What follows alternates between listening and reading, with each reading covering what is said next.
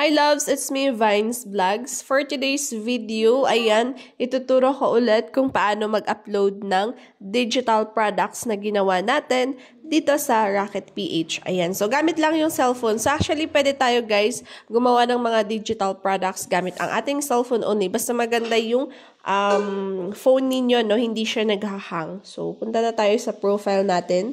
So yung mga other tutorials ko mga loves, nasa description box. Punta tayo sa Rocket dashboard, ayan, yung Rocketeer dashboard natin, and makikita natin yung rocket ship. Medyo nag-ano, no, pag ginagalaw ko yung phone ko.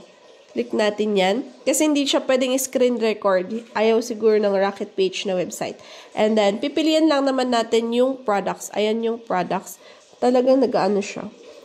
Anyway, ito yung mga na-upload ko na dati. Dalawa. So, pipindutin natin yung add new product. So, click add new product. And syempre, dapat guys, no, naka-ready lahat ng mga title, description, yung mga template na gagamitin ninyo.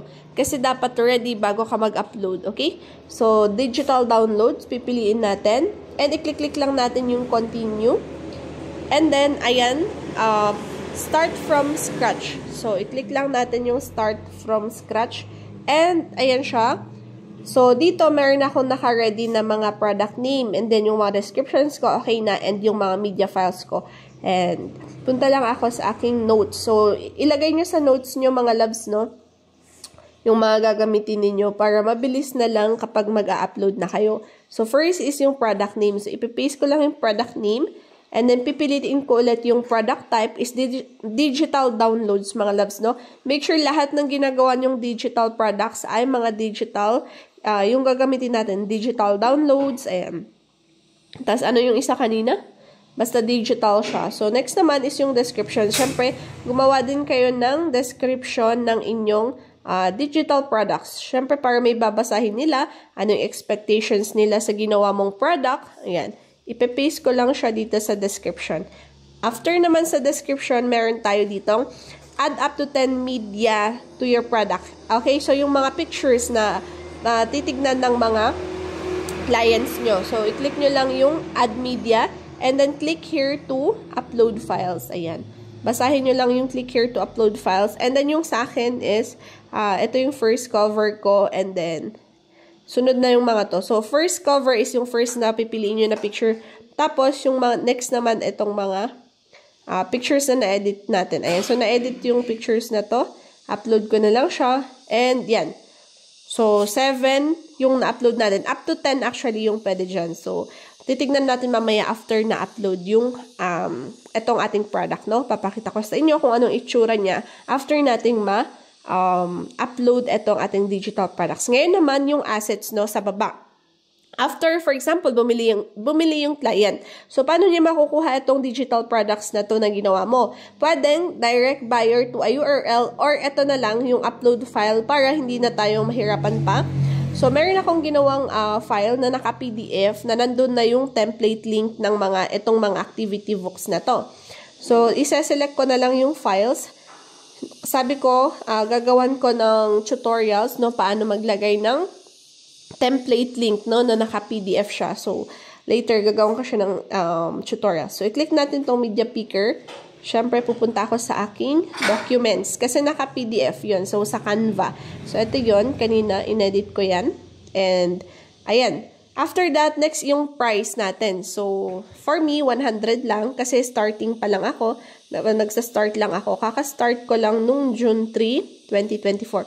After that, pag okay na, i-check nyo manong mabuti kung okay ba lahat. Pwede naman natin siyang i-edit just in case may nagkamali. So, i-save and publish na lang natin siya. Ayan. And wait lang natin. So, ganyan lang kung paano mag-upload ng digital products dito sa Rocket page. So, madali lang siyang mag-upload. Ang matagal or yung mga matrabaho, yung paggawa nitong mga books na to, ayan. Siyempre, kailangan natin maglaan ng mga oras dyan, mag-edit, gumawa ng mga ideas, creative ideas para sa mga activities, ganyan. So, yan yung niche ko, guys, no? Kaya ganito yung ina-upload ko. Pero, siyempre, sa inyo, magkakaiba tayo ng niche. So, napakaraming niche yung pwede nyong gawin na digital products. pwede kayong mag-focus lang kayo sa isa. Sa akin, focus lang ako sa learning materials for kids. Ayan, yung mga educational na ganitong books, yung gagawin ko lang. So, isa lang. Para, if mag-visit yung mga clients, iisa lang yung niche ko, which is, ayan, for example, yung target natin na buyers or client is yung mga mother, yung mga teachers, ayan. So, for kids talaga. So, marami din naman naghahanap ng ganito. And marami pang ibang other contents. Ang tagal mag-upload, no? Marami kayong makikita sa products. Actually, may mga birthday cards na templates, mga party-party na ginagawa nila.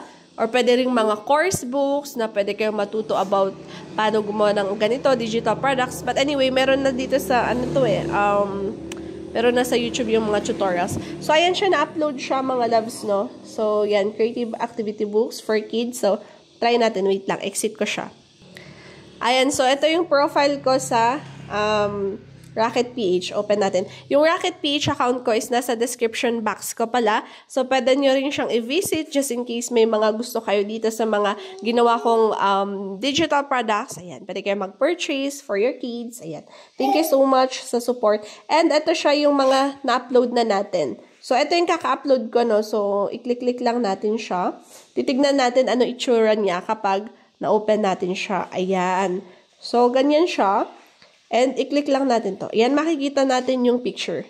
Tapos, yung mga ginawa natin iba. Ayan siya. So, ito yung makikita nila mismo doon sa i-avail nila. No? So, tignan natin yung description niya. Nag-exit siya agad. So, about this product, ayan, so meron title, product, ayan, meron silang mababasa, ayan, wala pang recommendations kasi ito lang yung nagawa ko. And maraming suggestions sa baba, ayan, tignan nyo, sa Rocket PH na kaparehas ng aking ginagawa, kaparehas ng apps ko. So, ayan, I hope sooner or later, ayan, makabenta rin kayo. So, i-update ko na lang kayo if ever na meron akong nabenta dito sa aking, digital products. Ayan. So, nag-edit pa ako para madami tayong ma-upload, no? So, actually, ang gaganda ng gawa nila, ayan nyo. Very creative talaga. So, since nagsa-start, ano ba lang siya, ayan. Pero it's okay, no? Ayan.